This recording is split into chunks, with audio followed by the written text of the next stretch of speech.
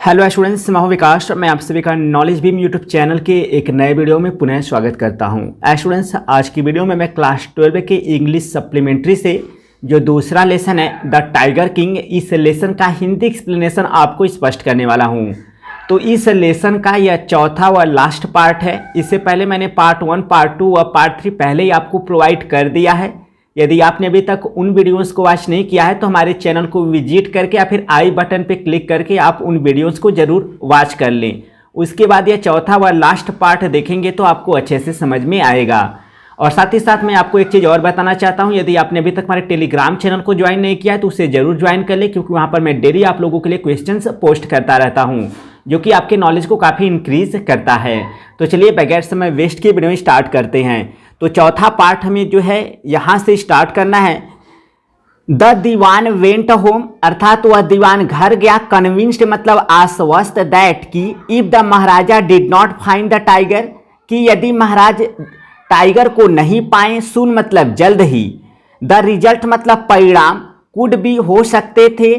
Catastrophic विनाशकारी।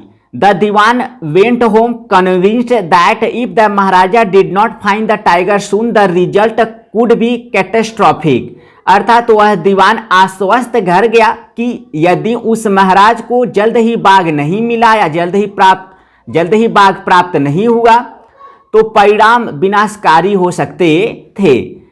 ही felt life returning to him, वह अपने पास जीवन को लौटता हुआ महसूस किया। ओनली केवल, वेन मतलब जब। ही सा द टाइगर, उसने बाघ को देखा, यानी केवल जब वह बाघ को देखा तो वह अपने पास जीवन को लौटता हुआ महसूस किया। विच हैड बीन ब्रॉट, जिसे कि लाया गया था। From the people's park in Madras, जिसे कि मद्रास में पीपल पार्क से लाया गया था। And kept hidden in his house, और उसके घर में छिपा कर रखा गया था। इसके बाद आगे बढ़ते हैं। एट मिडनाइट यानी मध्य रात्रि में। When the town slept, जब नगर सो गया या कस्बा सो गया। इन पीस मतलब शांति में। द दीवान मतलब वह दीवान एंड हिज एज्ड वाइफ, और उसकी अधिक उम्र की पत्नी।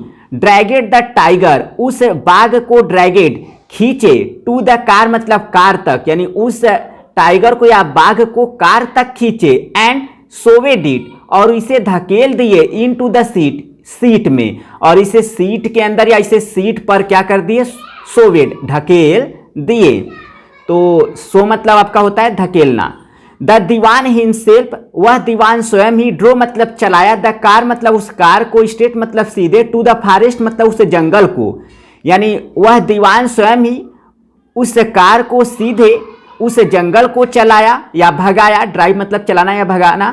वेयर मतलब जहां। द महाराजा वाज हंटिंग, जहां वह महाराज शिकार कर रहे थे। इसके बाद When they reached the forest, जब वे उस जंगल को पहुंचे। द टाइगर लॉन्च्ड, अर्थात वह बाघ शुरू कर दिया। लॉन्च मतलब प्रारंभ करना या शुरू करना। इट्स सत्याग्रह, अपना सत्याग्रह, यानी जब वे When they reached the forest, the tiger launched its सत्याग्रह, यानी जब वे जंगल को पहुंचे तो वह बाघ अपना सत्याग्रह प्रारंभ कर दिया। And refuse to get out of the car, और उस कार से बाहर प्राप्त होने से इनकार कर दिया या उस कार से बाहर निकलने से इनकार कर दिया। The Dewan was thoroughly exhausted, यानी वह दीवान थ्रूली मतलब पूरी तरह से, एग्जॉटेड मतलब थक गए थे। इन हिज एफर्ट्स, अपने प्रयासों में। टू हाउल द बीस्ट, उस जानवर को। टू हाउल धकेल कर। आउट मतलब बाहर। ऑफ द कार मतलब कार से। The Dewan was thoroughly exhausted in his effort to haul the beast out of the car, यानी वह दीवान उस जानवर को कार से बाहर धकेल कर अपने प्रयासों में पूरी तरह से एग्जॉटेड थक गए थे। एंड और pushed it down to the ground, और उसे भूमि तक धक्का दे देने को। तो ग्राउंड मतलब भूमि। The Dewan was thoroughly exhausted in his effort to haul the beast out of the car and push it down to the ground, यानी वह दीवान उस जानवर को कार से धकेल कर बाहर निकालने और भूमि तक नीचे धक्का दे देने या धकेल देने के अपने प्रयासों में पूरी तरह से एग्जॉटेड थक गए थे। इसके बाद आगे बढ़ते हैं। ऑन द फॉलोइंग डे, अर्थात आगामी दिन को या आने वाले दिन को। द सेम ओल्ड टाइगर, यानी वही वृद्ध बाघ वंडर्ड मतलब भटकने लगा इनटू द महाराजास प्रेजेंस यानी महाराज की उपस्थिति में या मौजूदगी में, यानी आगामी दिन को वहीं वृद्ध बाघ उस महाराज की मौजूदगी में या उपस्थिति में भटकने लगा। एंड स्टूड और खड़ा हो गया, एज इफ मानो, इन हम्बल सप्लीकेशन, हम्बल मतलब विनम्र, सप्लीकेशन मतलब आपका होता है याचना या प्रार्थना। तो देखिए, on the following day the same old tiger wandered into the maharaja's presence and stood as if in humble supplication, यानी आगामी दिन को वहीं वृद्ध बाघ महाराज की मौजूदगी में या उपस्थिति में भटकने लगा और खड़ा हो गया मानो विनम्र याचना में, मानो विनम्र याचना में क्या हो गया, स्टूड, खड़ा हो गया। इसके बाद आगे बढ़ते हैं। मास्टर मालिक, व्हाट डू यू कमांड, आप क्या आदेश देते हैं, आप मी मुझे, यानी मालिक आप मुझे क्या आदेश देते हैं। It was with boundless joy, या बाउंडलेस असीम, it was with boundless joy, यह असीम प्रसन्नता था, दैट जिसे कि the Maharaja took careful aim, जिसे कि महाराज ने सावधानी से एम निशाना लगाया, एट द बीस्ट मतलब उस जानवर पर, टेक एम मतलब निशाना लगाना। It was with boundless joy, यह असीम प्रसन्नता था, दैट जिसे कि the Maharaja took careful aim, जिसे कि महाराज ने सावधानी से निशाना लगाया, द बीस्ट मतलब उस जानवर पर। द टाइगर फेल, यानी वह बाघ गिर गया, इन अ क्रम्पल्ड हेप, क्रम्पल्ड मतलब आपका सिकुड़ना होता है, हेप मतलब ढेर, यानी वह टाइगर सिकुड़े हुए ढेर में गिर गया। इसके बाद आगे बढ़ते हैं।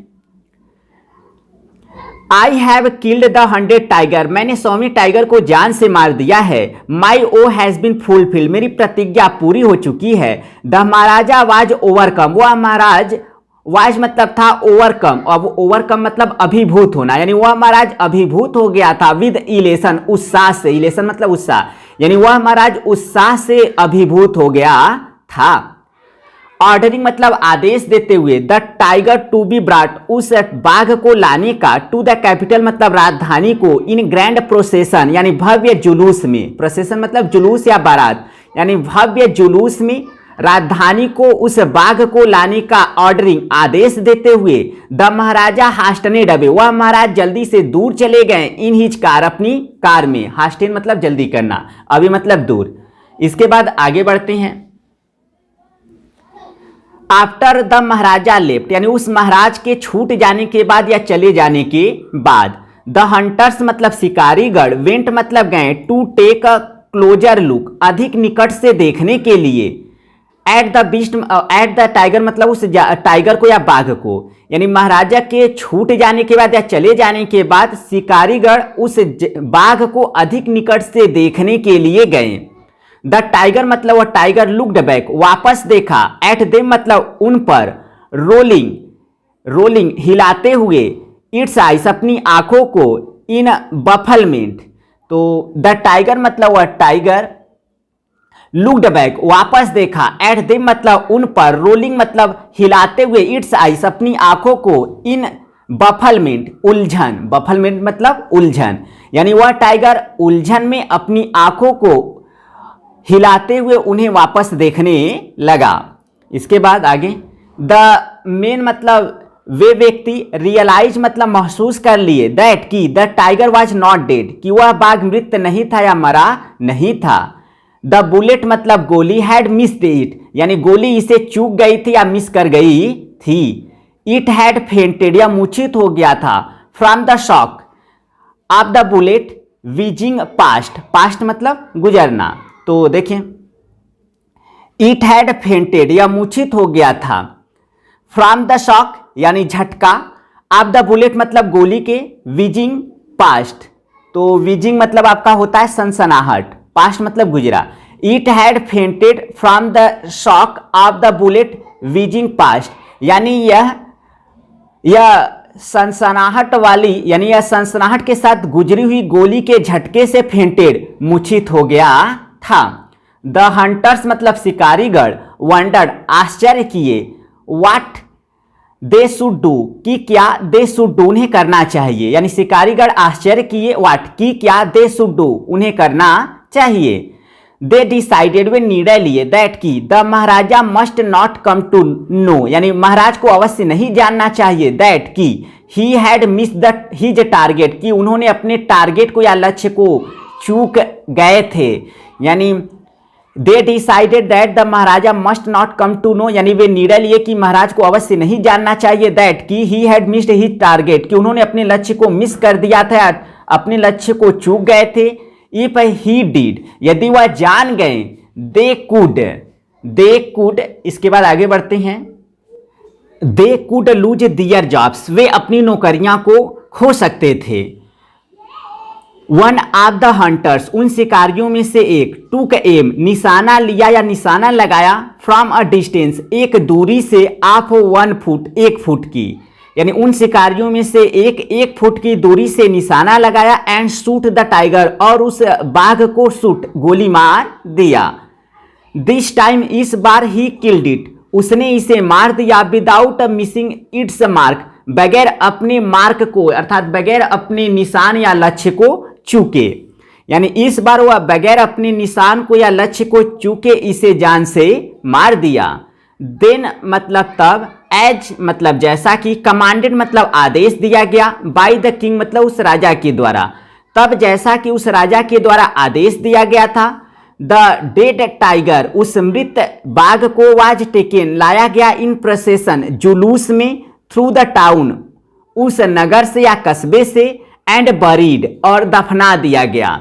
देन एज कमांडेड, तब जैसा कि आदेश दिया गया था, by the tiger, by the king मतलब उस राजा के द्वारा, the dead tiger was taken in procession through the town, अर्थात उस मृत बाघ को कस्बे से जुलूस में लाया गया, एंड बरीड, और दफना दिया गया।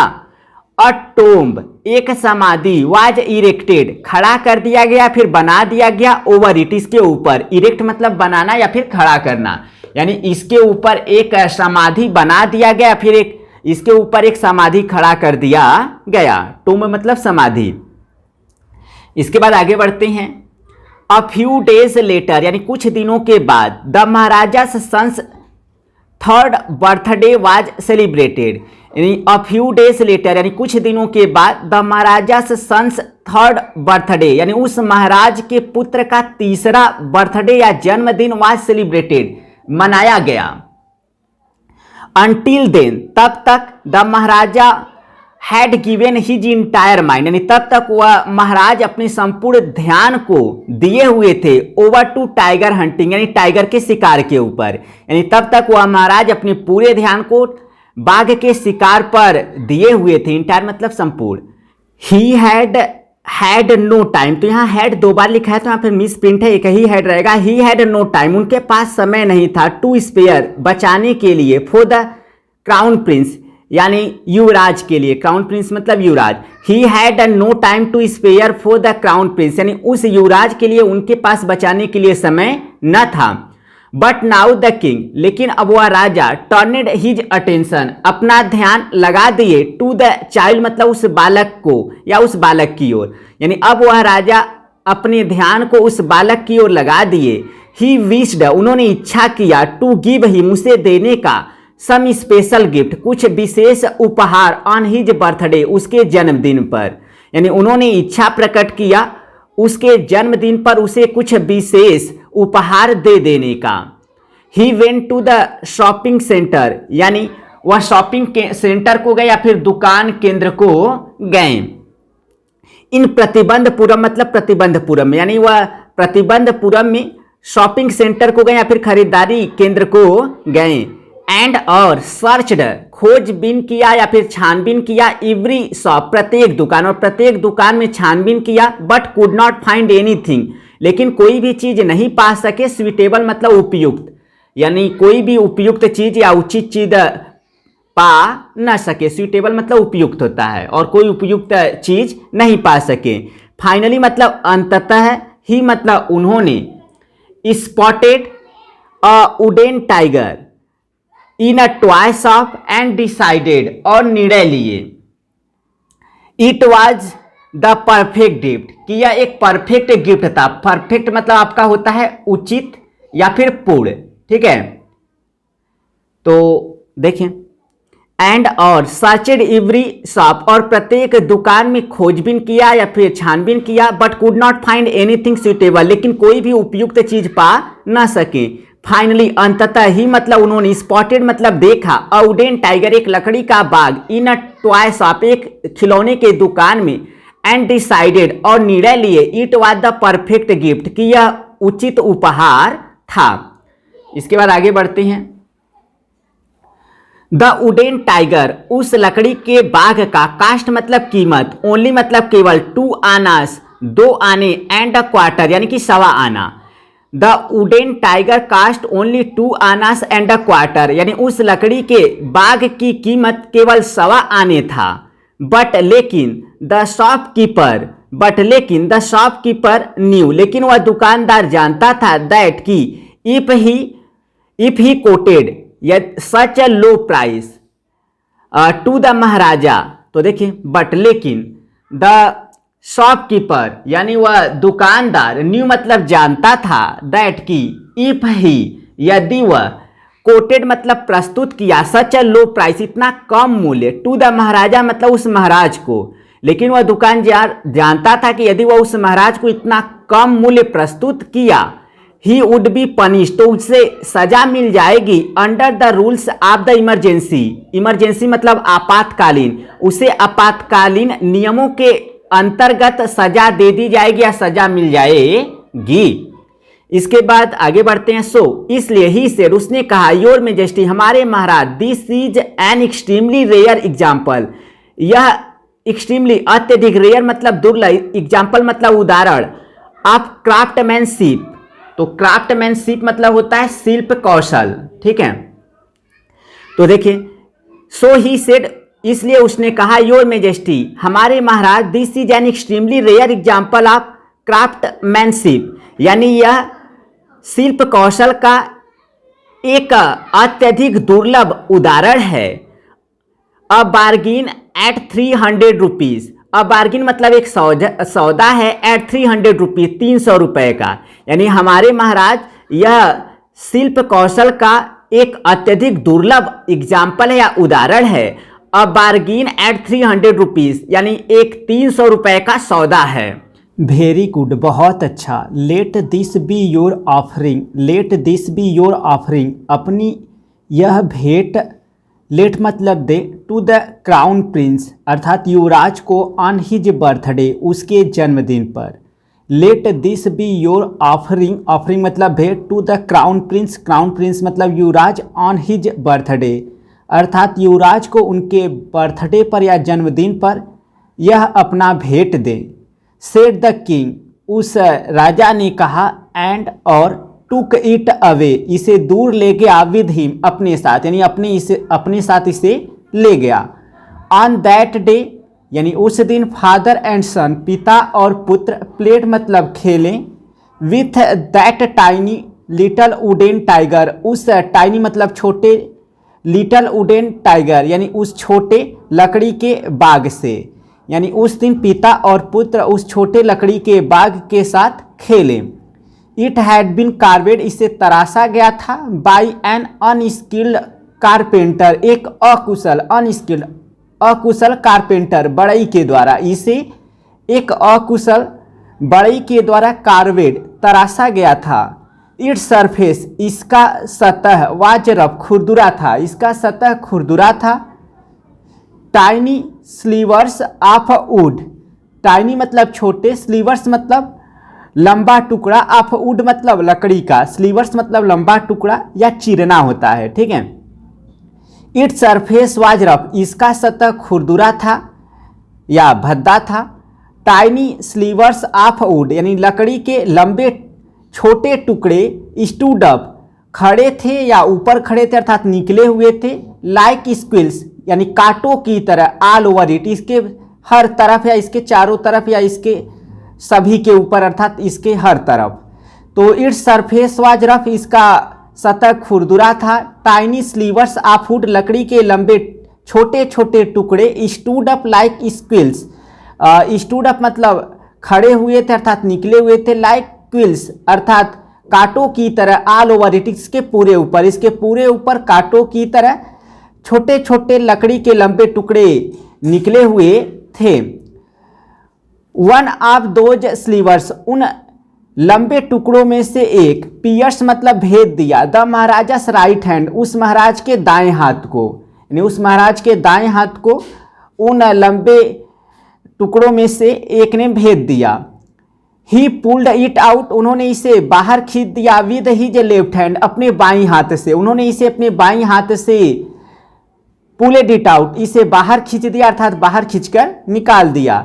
एंड कंटिन्यूएड टू प्ले, और खेलना जारी रखे, विद द प्रिंस मतलब उस राजकुमार के साथ, और उस राजकुमार के साथ खेलना जारी रखे। द नेक्स्ट डे मतलब अगले दिन, इन्फेक्शन मतलब संक्रमण, फ्लेड मतलब फैल गया, इन द महाराजास राइट हैंड, उस महाराज के दाएं हाथ में, यानी अगले दिन संक्रमण उस महाराज के दाएं हाथ में फ्लेड फैल गया।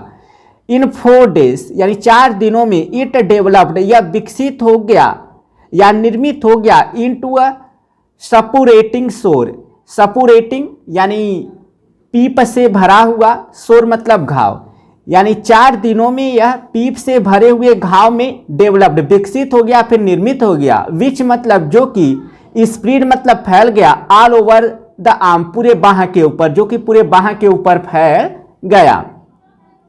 3 फेमस सर्जन यानी 3 प्रसिद्ध शैल चिकित्सक were brought in from Madras, Madras से ब्रॉट लाए गए, यानी 3 प्रसिद्ध शैल चिकित्सक मद्रास से लाए गए।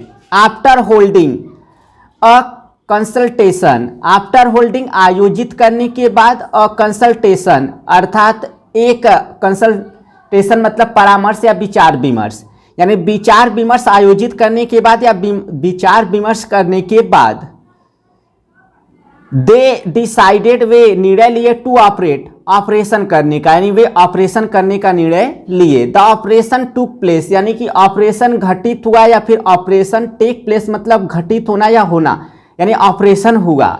द 3 सर्जन्स मतलब तीनों शैल चिकित्सक, हु परफॉर्म्ड इट, जिन्होंने इसे किया था, जिन्होंने ऑपरेशन किया, हु परफॉर्म इट, जिन्होंने इसे किया, परफॉर्म मतलब करना, came out of the theatre अर्थात शैल चिकित्सा कक्ष से बाहर आए, तो थिएटर मतलब आपका होता है शैल चिकित्सा कक्ष, ठीक है। एंड अनाउंस और घोषणा किया, द ऑपरेशन वाज सक्सेसफुल अर्थात ऑपरेशन सफल हुआ या सफल था। द महाराजास डेड, महाराजा की मृत्यु हो गई।